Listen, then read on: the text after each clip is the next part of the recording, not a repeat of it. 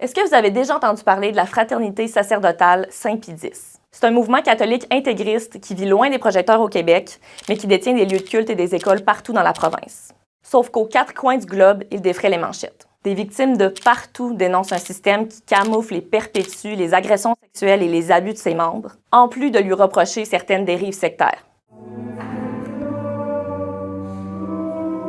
Créé depuis 2 ans, le collectif des victimes de la fraternité a recensé des dizaines de signalements, que ce soit pour abus financiers, sexuels ou psychologiques. La fraternité Saint-Pie X, c'est de manière très schématique l'église d'avant le Concile Vatican II. Donc, on se retrouve arrêté en 1960. Donc, d'un point de vue des mentalités, de certaines conceptions vis-à-vis des prêtres, de la place des fidèles, etc., on est 60 ans en retard. Dans les dernières années, on a vu plusieurs de leurs prêtres accusés et condamnés. Des enquêtes et des procès ont même démontré que la fraternité était au courant de gestes passés et de déviance dans plusieurs cas, mais n'a rien fait pour les empêcher de se reproduire. J'ai même parlé à un couple d'anciens fidèles dont le fils a été agressé en Belgique il y a 12 ans. Ils qualifient la fraternité de système de monstre. Les prêtres que vous allez avoir au Canada sont passés en Europe, sont passés en Afrique, sont passés en Asie, et ils ont tous eu la même formation au même endroit. Le collectif lance même un appel au témoignage au Québec, sachant que 2 prêtres problématiques ont passé plusieurs années ici. On parle d'Arnaud Rostand, qui a récemment reconnu des gestes sur 7 victimes,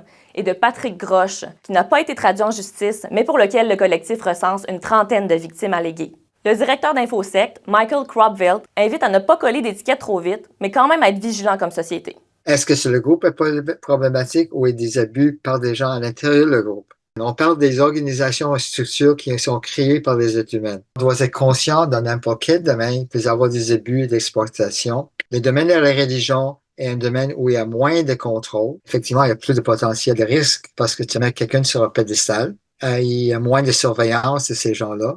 Et c'est la raison qu'on doit être peut-être plus prudent. La fraternité a refusé nos demandes de visite et d'entrevue. Par écrit, elle assure qu'elle coopère toujours pleinement avec les autorités et soutient les victimes, notamment en les encourageant à porter plainte. On en a fait un reportage complet. Pour tout savoir, le lien est dans la bio.